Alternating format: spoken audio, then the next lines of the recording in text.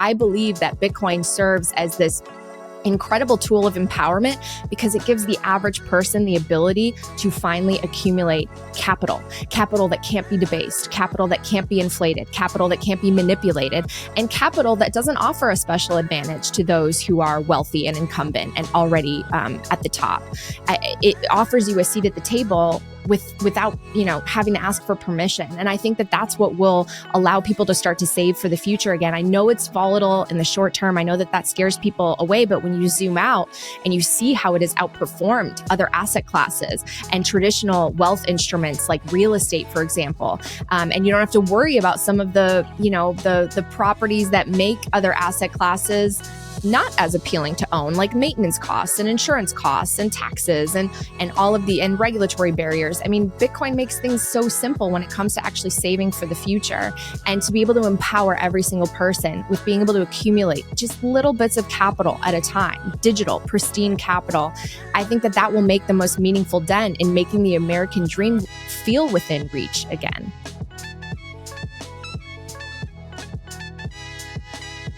Natalie, it is amazing to have you on the show. How are you doing?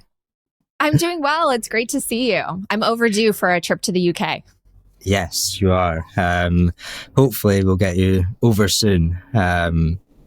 Because I think the last time, I don't think we got to really see each other, but was it Cheat Code? Yes.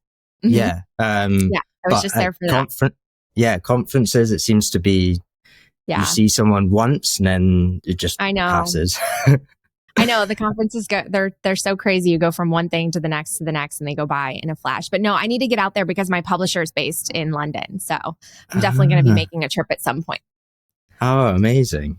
Well, that's something we're going to talk about because you've got a book coming out this month, which is, very, very exciting. And I've got so many questions around it. But first, let's go into, I want to take us back to 2022, when you came over to Edinburgh for our conference. And it's quite crazy thinking that was actually 3 years ago, over 3 years ago now. Yeah. Which is wild. But are you surprised? Because I was speaking to, I was with Larry yesterday, or recording with Larry yesterday, and I asked him the same question of, are you surprised by how much has actually changed since then? Because it feels like there's been a lot crammed into those 3 years. I would say that I'm most surprised that Bitcoin has lost a lot of the retail attention that I thought it had, especially during the peak of 2021. I thought that it would return, especially once we hit six figures.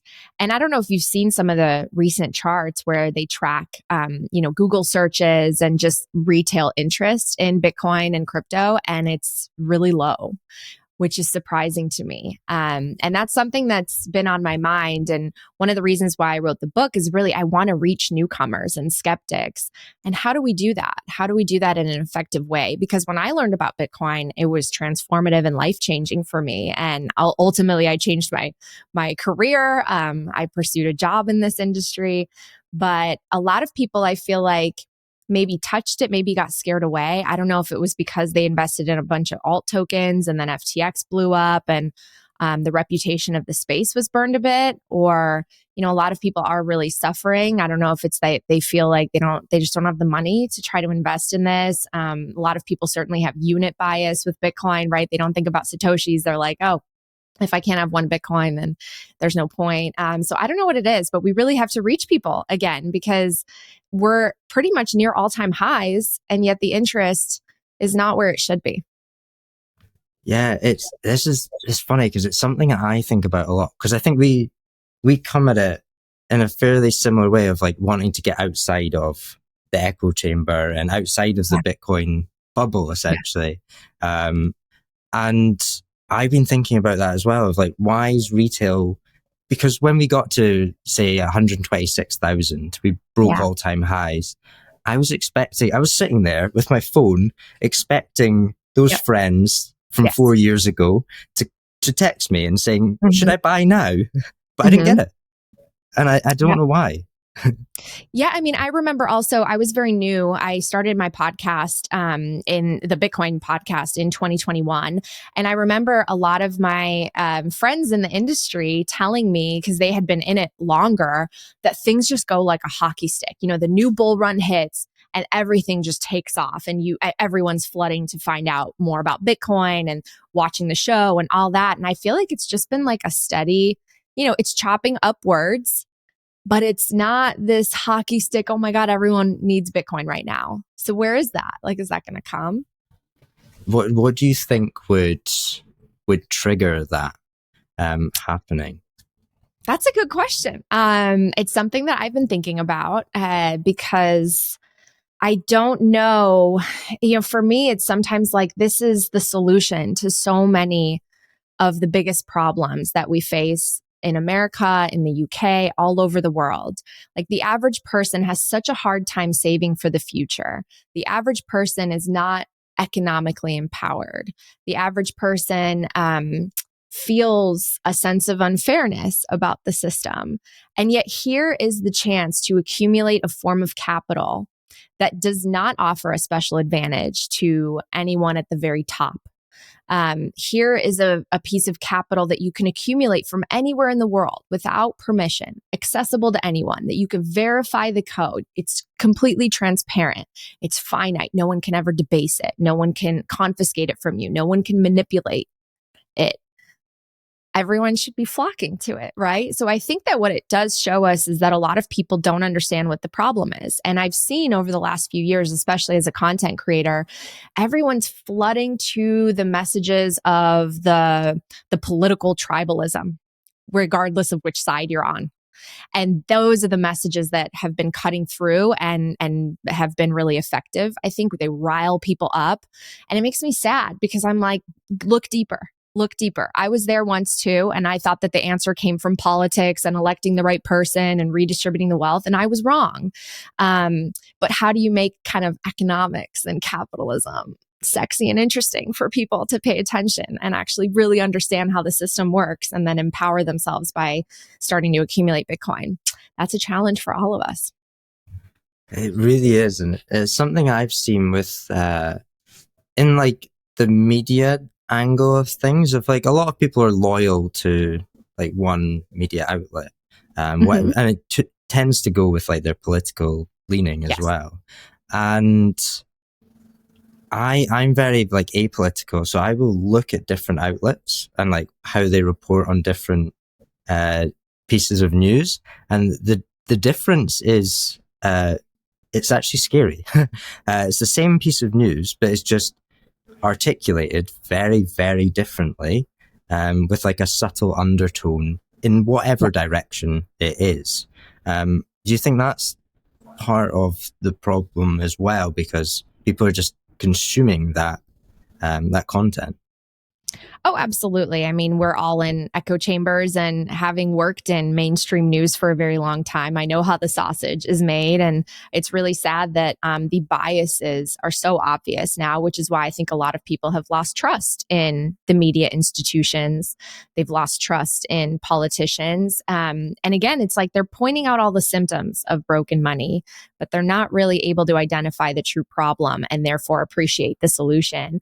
But it is, I mean, going back to what we said earlier about the lack of interest. I mean, in 2021 and even 2022, when things started to crash, I was getting calls left and right to go on TV and talk about Bitcoin. And now it's like crickets, here and there. Yes, luckily I'll be able to do some media appearances because my book is coming out, but it's no longer kind of this organic outreach of like, let's talk about Bitcoin. Let's get someone on to talk about Bitcoin.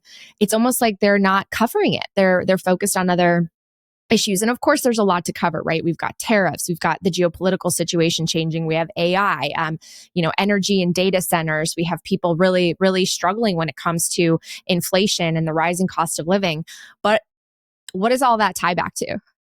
Right? It's just people don't see that yet. So, I hope my book serves as something that helps people connect the dots. I hope that people start to wake up and pay attention, because at the end of the day, what I feel like is happening is people are just staring at each other from their siloed sides and teams, screaming at each other with no real solution. And we have a solution. We have a very productive solution to offer them. Yeah, and there's a small group of us just shouting in between that of like, we've got the solution. No, I will say I'm like 7 years into my Bitcoin journey now, maybe 8. So I got started in 2017. The podcast started in 2021, but I'm like 8 years into Bitcoin. And I kind of understand now why it's Satoshi who wrote, like, if you don't get it by now, I do not have time to explain it to you. Because you get to a point where you're like, how do people not get so excited about this like we did? But I got to remember what it was like at the start, and you got to have patience and grace to meet people where they are. 100%. Yeah, that's the problem, because you go so far down the rabbit hole, and it takes you on so many different paths, but you forget what the top of the rabbit hole was actually like. Yeah. And like, I was talking to someone the other day around like sending my first on-chain transaction and how scared I was. Because you don't really, and now you don't really think about that if you've been in Bitcoin for years. So it is meeting people where they are. Yeah. Going on, when you were working in mainstream media, did you ever cover Bitcoin? I don't think I've ever asked you this question.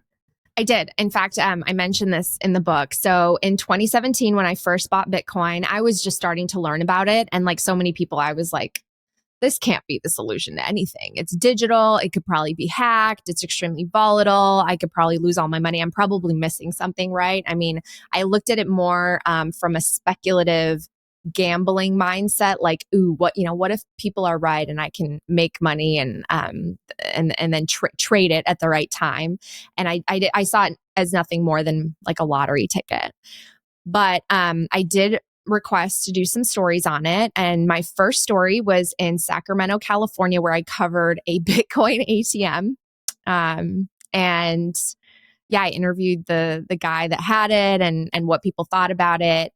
And then I did a couple of stories when I moved to Los Angeles, but just very few and far between. And as you can imagine, when you're doing TV storytelling, TV news, you have to cover a particular topic with someone who's like for that topic and someone who's against it. And that makes a balanced story. But that's really difficult, right? Because the people who are against Bitcoin are largely uninformed, and they just spread the FUD that now I know to be completely false. And so that's really tough, because I ended up doing stories where it's like, well, so-and-so professor says it's going to boil the oceans, but this person believes in it. You decide. And that doesn't really do it justice.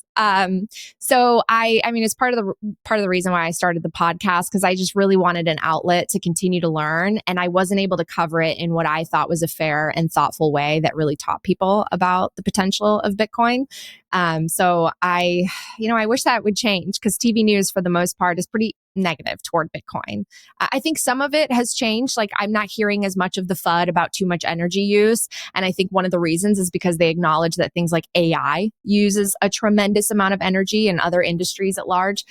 So that I think is changing a little bit. And there have been some positive headlines from outlets like the Financial Times about the energy usage of Bitcoin. But we've still got a long way to go, because again, a lot of the news outlets won't even cover it, or they just cover it as like a speculative asset where the price is volatile. And oh my God, what do you think about the price dropping, 25K? And it's like, have you been around for our 80% drawdowns? This is nothing. It is painful, because again, someone said to me the other day, if you Google Bitcoin, it just comes up with like black trading charts, and that's what a lot of people relate to it as.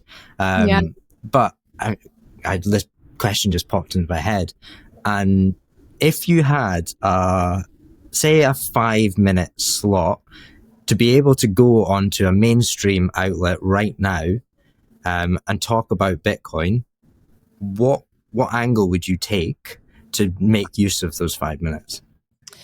If it was an American news outlet, I would focus on how the American dream feels so out of reach, especially for young people and working families who have done everything right. They have played by the rules, they've gotten the right degrees, and they feel so far behind.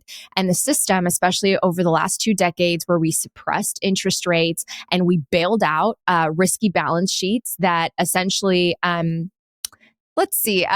took a few chances that didn't pan out, right? And then it was left to the taxpayer to pay that tab. I think that we have created a system where people resent capitalism because they don't even understand what capitalism is. They think that we had it, but we haven't. It's not capitalism to bail out the banks and to essentially socialize the losses, privatize the gains for the people at the top, and then socialize the losses for everything else. We have created a system that really protects the incumbents and protects the wealthy institutions at the expense of the average worker. And paychecks end up lagging while asset prices soar, and you create this massive chasm in terms of wealth and prosperity and capital accumulation. And so I believe that Bitcoin serves as this incredible tool of empowerment because it gives the average person the ability to finally accumulate capital that can't be debased, capital that can't be inflated, capital that can't be manipulated, and capital that doesn't offer a special advantage to those who are wealthy and incumbent and already at the top. It offers you a seat at the table without having to ask for permission. And I think that that's what will allow people to start to save for the future again. I know it's volatile in the short term. I know that scares people away, but when you zoom out and you see how it has outperformed other asset classes and traditional wealth instruments like real estate, for example, and you don't have to worry about some of the properties that make other asset classes not as appealing to own, like maintenance costs and insurance costs and taxes and all of and regulatory barriers. I mean, Bitcoin makes things so simple when it comes to actually saving for the future, and to be able to empower every single person with being able to accumulate just little bits of capital at a time, digital, pristine capital. I think that will make the most meaningful dent in making the American dream feel within reach again. Because the system right now, I mean, we've gone so far into debt. We have to keep printing. And that printing means that the average person gets diluted. So help people, the average person, access a form of capital that can never be debased, that a man cannot print out of thin air. And that's what brings so much hope to me for the message of Bitcoin. What an answer that was. That was amazing. That was, and like, one, I hope that someday that 5-minute slot is opened and we can get that. I'll have but to rehearse it a little. I mean, you didn't rehearse that. That was better than I could have ever done. Do you think it's more important to talk to the younger generations than the older generations? I do. Yeah. I do. I don't know if you saw the video recently of Jeff Park. He was interviewed by Anthony Pompliano, and he shared a really sad statistic, which is that young people are no longer really owning Bitcoin or excited about it. And that should be scary to all of us, because young people are going to kind of decide what the foundation of our economy looks like. And we need a pure and verifiable and valuable form of capital that can't just be debased at the base layer of our society to be able to build value on top of it. And I'm not sure why we've turned off young people. I don't know, again, if it was maybe like the alt token scare of 2022. I guess a lot of people have probably been speculating on things like equities and AI and things like that. But we really need to educate young people about why Bitcoin is the future. And that's not to say all young people, right? I mean, I've been so inspired by powerful Gen Z voices like Ella Huff and Halston Valencia, who are fantastic at conveying the message of Bitcoin for their generations. But we need more of them. Like, we certainly need more people that advocate for Bitcoin, especially for young people, because they are the ones that are eventually going to be policymakers and in leadership roles at companies and the decision makers. And we want them to embrace Bitcoin as a form of digital capital and digital property. How do you think because we had, or weekly, we have a Twitter Spaces called like the Bitcoin Town Hall, and this was one of the topics that we had around. There's not as many young people as you'd think in Bitcoin. Mm-hmm. But how do you think? Just I know this is like pulling.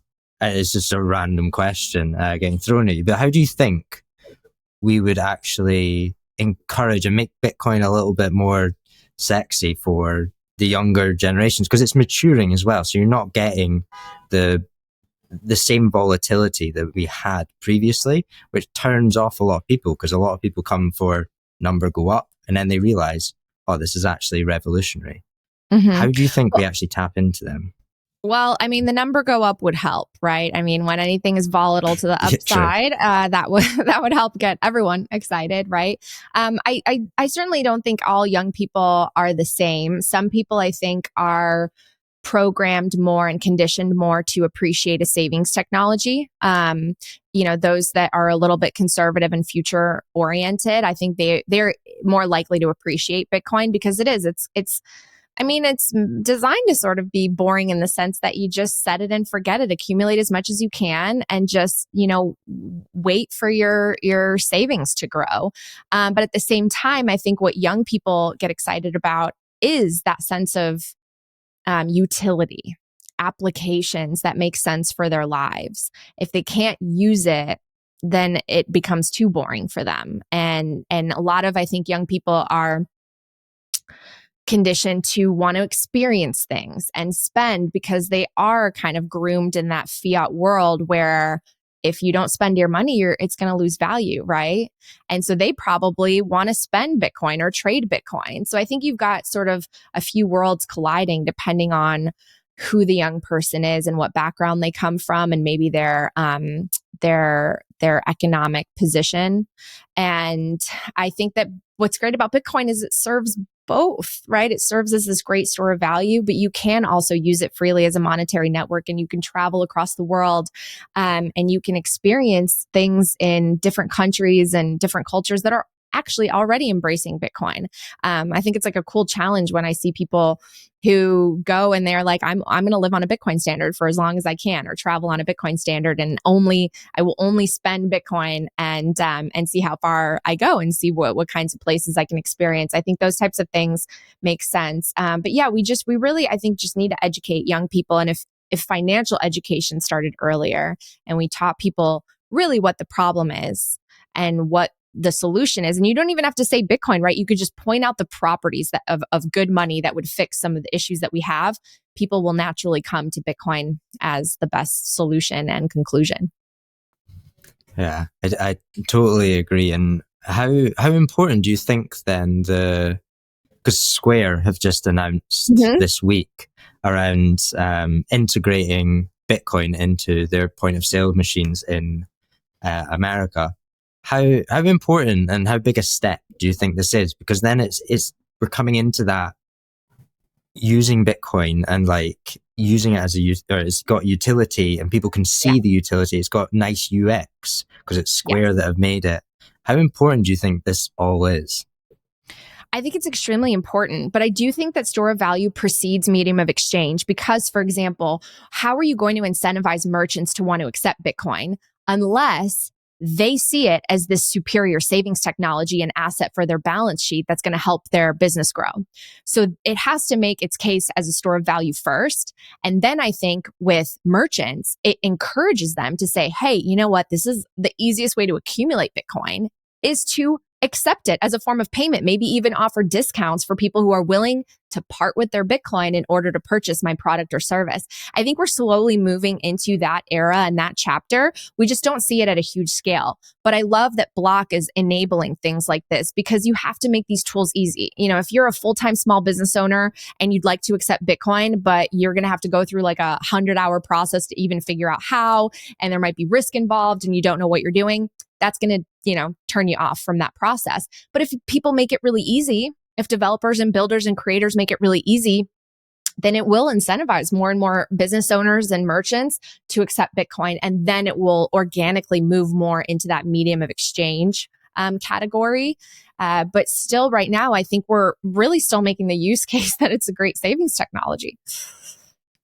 Yes, it's nice seeing the two, because we are very much like, I didn't expect us to be moving into like medium exchange quite so fast, or highlighting the medium exchange quite so fast, because it feels like people are just starting to get their head around the store of value side of things. And now we're starting to see a lot more merchants accept it. And in the UK, we're getting a lot more people that businesses that want to incorporate into their business, and mostly it is on their balance sheet. It is private businesses on their balance sheet, there to protect them.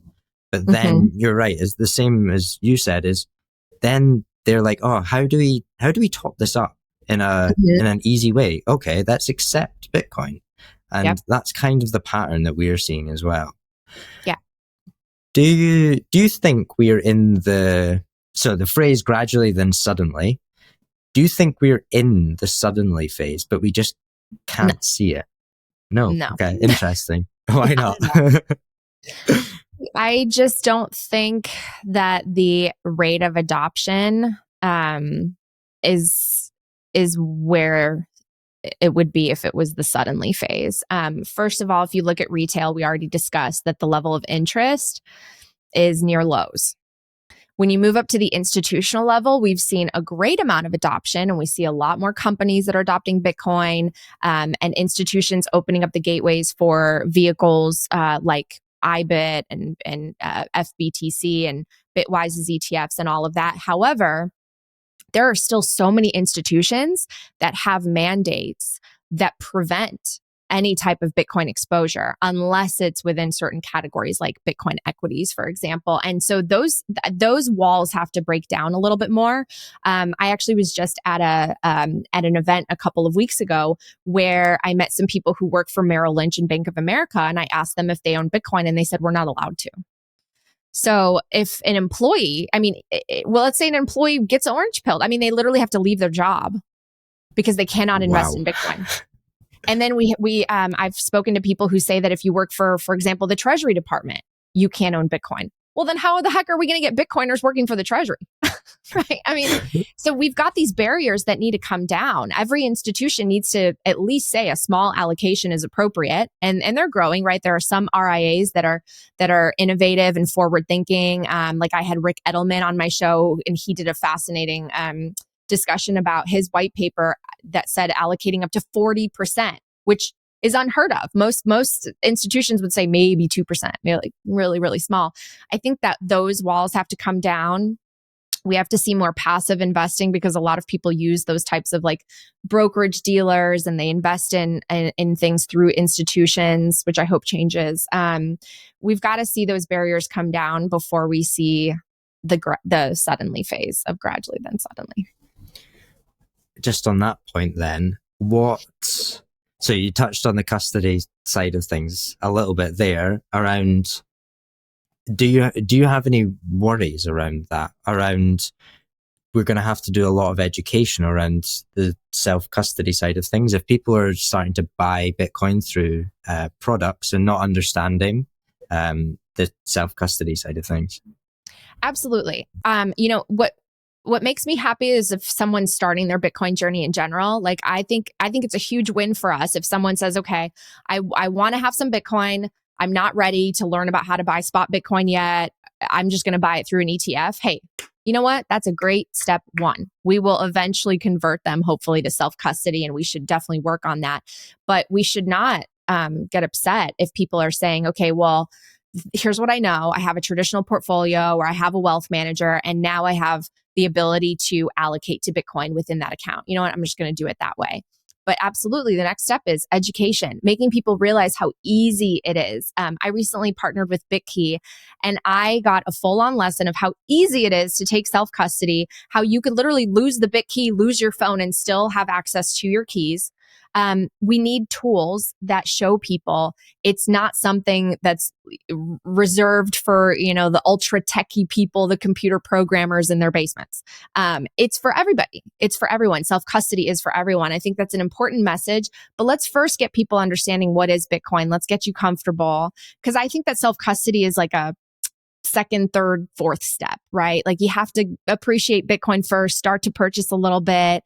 If you have a little, I think it's okay to have it on an exchange that you trust. Do your homework though. Make sure, I highly recommend that you really, really pay attention to where you're buying from, because there's differences in fees and withdrawal limits and all of that. And then take that next step, like, maybe I can take self-custody. How do I do that? What tools are available? Let's go from just single sig self-custody, single signature. let's do a multi-sig because that's a little bit safer too, right? That distributes my risk so I don't have a single key. I think these are just steps in a journey, and we have to get people excited about Bitcoin first. I couldn't agree more. I've been doing a little bit of work with the guys at BitKey as well, Yeah. in a report that they've got coming out in the UK, and invited me to an event that they're doing, and I've had them on the show as well, and I've talked very highly of them. Yeah. And yeah, it's just great for being able to, like, for friends and family that are not really interested in, well, they are interested, but it's still on that journey of Bitcoin. It's so much easier than just saying, okay, well, here's your 12 words. Remember them or you don't have any Bitcoin. And that's really scary for a lot of people. I can't tell you how many, I've interacted with so many newcomers who are like, are you kidding me? If I lose these 12 words, that's it. Like, I lose my life savings. Now, again, I mean, I don't see it as scary, right? I think people don't give themselves enough credit. I really challenge people that, like, you are capable enough, smart enough, like, you have all the abilities in the world to do that and to take the 24 words and, do a multi-sig and keep it safe. But when people are starting out, I think having these types of tools is so important, and let people make, their decisions about their personal savings and their life routines and, the type of, process that they want to create for making sure their Bitcoin is safe. Because a lot of that is just really personal decisions, right? And we have to think about, like, inheritance and the worst case scenarios that could come up. So the fact that there are companies that make these tools so easy is just fantastic to me. And I think it'll help more people say, okay, like, I will take self-custody. So different to when I was first getting in around the same time as you, like 2017, but I went very much down the crypto rabbit hole, which you were part of the bringing me back to Bitcoin. Because we had you on the show in, I think, 2021 maybe. And there was a small group of you. It was you, Larry, Greg, James, Lavish, and Jeff, and they were the five.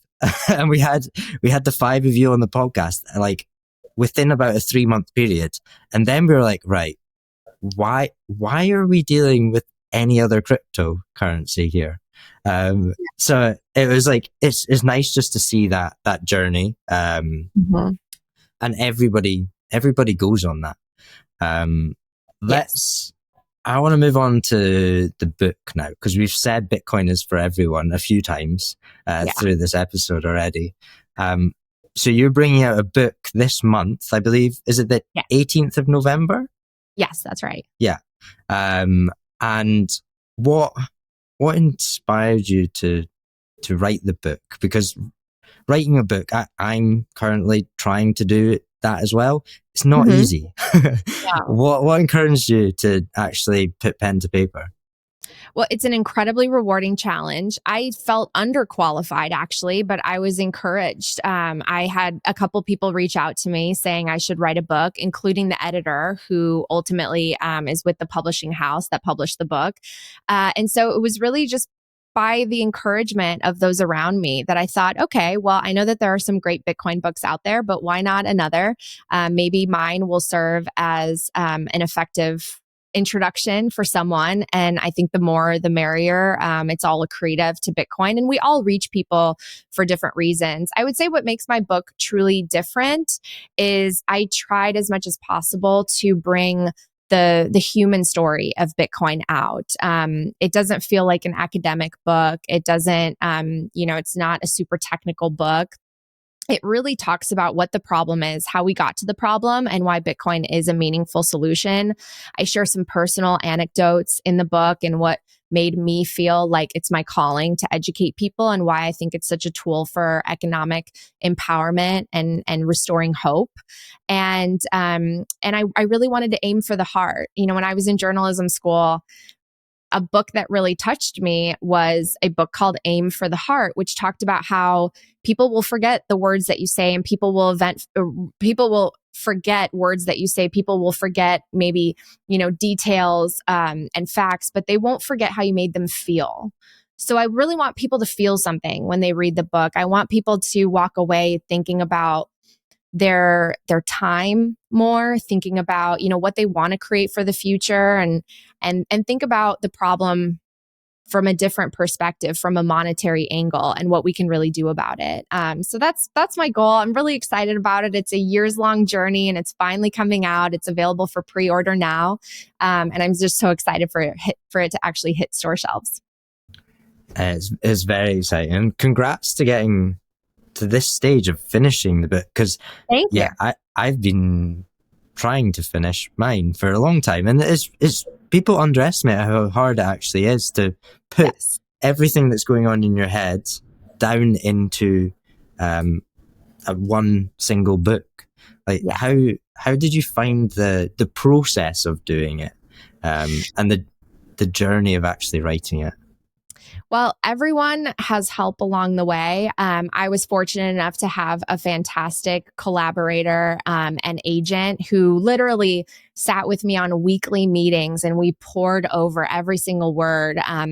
I felt like my writing skills improved so much because I have a background of script writing for news, which is more choppy, short form. And I really needed help kind of expanding my thoughts in a way that made sense on a page. And so I just had an incredible support team behind me and a really supportive editor who allowed me to write the book I wanted to write.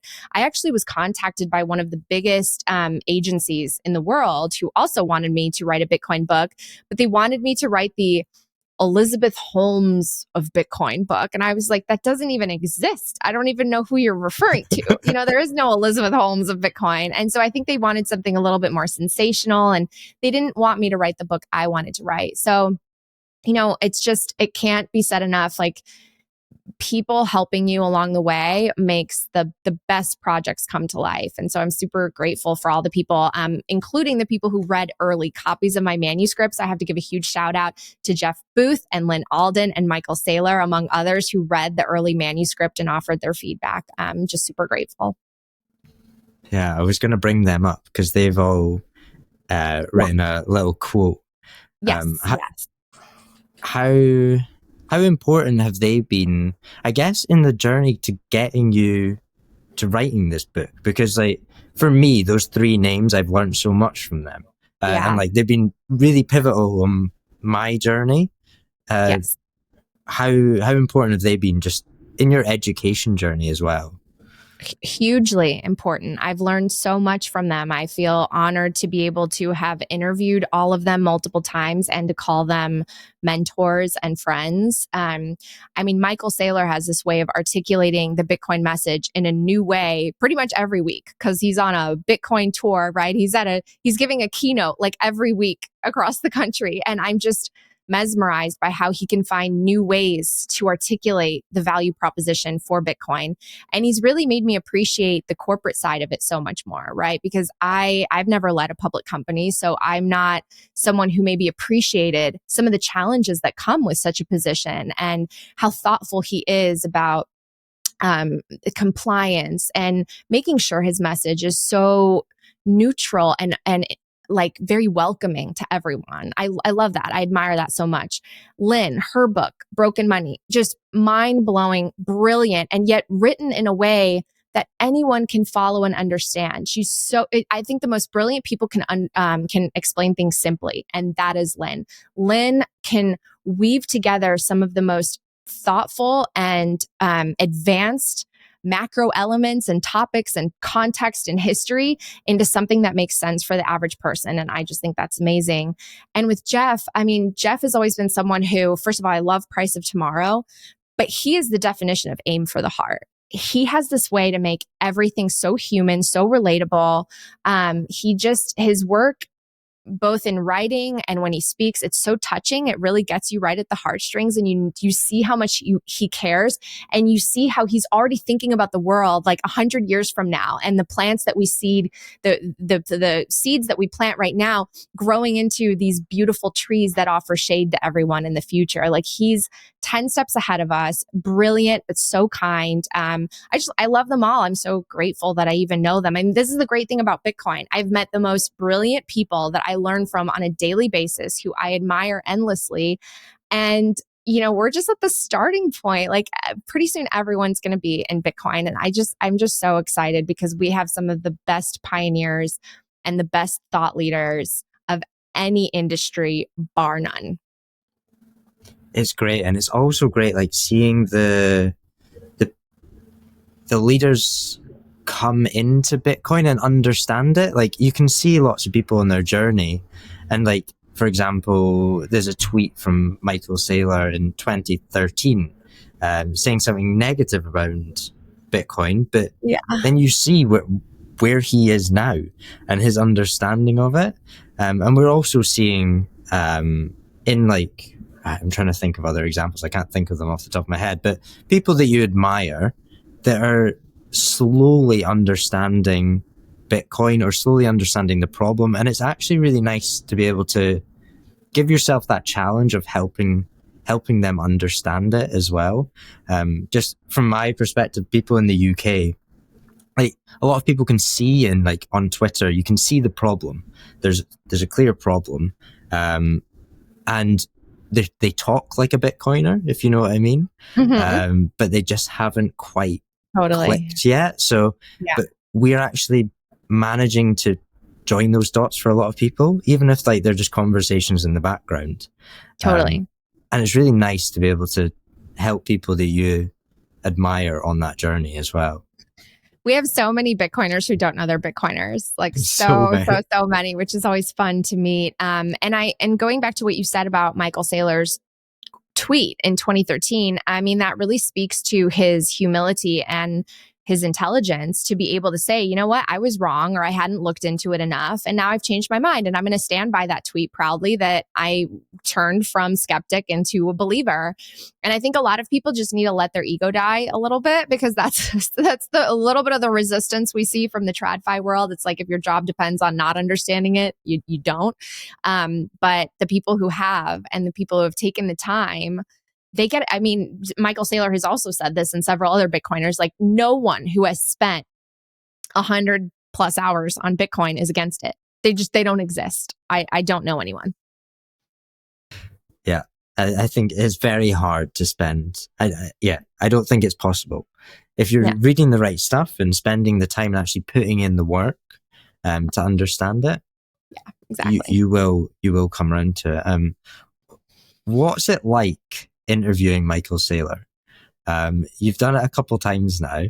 How is that? Because he is now seen as like the thought leader in the space, and he is driving the charge for corporations. He gave the playbook out, and now we're seeing so many companies, organizations around the world look to him and what he's done with strategy. What's it like? I just want to know what it's like actually interviewing him, because I don't know if I would like freeze up. Interviewing Michael Saylor is the best work assignment in the world, because you get to learn so much, and you only have to come up with like 2 questions because he'll fill in the rest. I mean, it's great. He can go on, 10 minutes worth of just history and interesting context and analysis and analogies.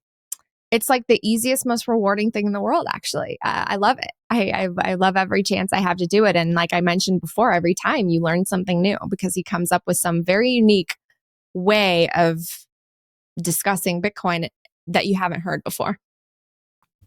That's what I love. And just from both of us having a podcast, that is something I really like as well, around you always learn something.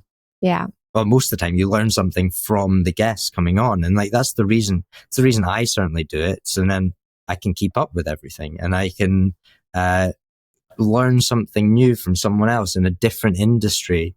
And you get different people you get so many different industries in Bitcoin that the variety is insane. Like, I never thought that I'd be learning about energy systems and all of this. yeah, that's the reason I love like the podcasting side of things. He taught me what digital energy and digital capital are. And for that, I will be forever grateful, because if you really pay close attention to how he describes Bitcoin, both from the security aspect, the energy usage, the monetary network, and then also as a store of value, as pristine capital, as digital property. It's just your mind's blown constantly, right? It's brilliant. He's brilliant. I love it. So you've talked to so many people in the Bitcoin space. What can you see that are I'm going to take it on a turn here, like the risks ahead? Because we always talk really positively about Bitcoin, but like in your head, is there anything that's worrying you? Like we have to go in this direction, otherwise it's bad news. I do worry about just the protection of privacy. I really want Bitcoin to be a peer-to-peer network. And I just worry that as institutions come into the picture with powerful lobby firms, we really just need to educate policymakers in order to protect our freedoms and our privacy as much as possible. So I think that will be a battle. I don't think that we're going to lose it. It's not something that makes me concerned about Bitcoin. It's just something that I think we need to take very seriously. And then also, I am starting to learn right now a little bit more about the quantum concerns surrounding Bitcoin. I just had an interview with Preston Pish and Larry Lepard that I encourage people to take a look at. I'm not concerned that quantum is going to hack Bitcoin. What I do understand, though, is that there are wallets that may be vulnerable to quantum as it advances. And so those wallets are going to need to be taken care of. And so I just hope that people pay attention, because, it's kind of a habit with Bitcoin to say, well, like, I'm good. I'm like, I've got it safely in cold storage and I'm good. But, there are going to be steps that people need to take. Before, when the block space was getting to be very expensive, I talked on my show about UTXO consolidation. These are the types of things that I think are a little too advanced for the average new person, but they are very important topics for people to take seriously as Bitcoin does advance and grow as an asset class, because we will need to be thinking about things like that. If fees go up, we can't be in a situation where you've got 1,000 UTXOs. And also when it comes to addresses that potentially are vulnerable to quantum, we really need to take care of that and migrate to quantum resistant addresses. So I think those are just the topics where there's a solution. We just need to be well informed, and we need to take the steps to make sure that both Bitcoin as a network is secure, but also our own, self best practices are in top shape. Yeah, 100%. And that's something that I've been thinking about as well. And it's another rabbit hole you have to learn and go down. But it's so important. And that's the reason why we love Bitcoin so much, because it teaches us so much. Yeah. And that's why also education's just so important. And I for one, am very excited for your book coming out. Yeah. And my one question, will there be an audio version coming out?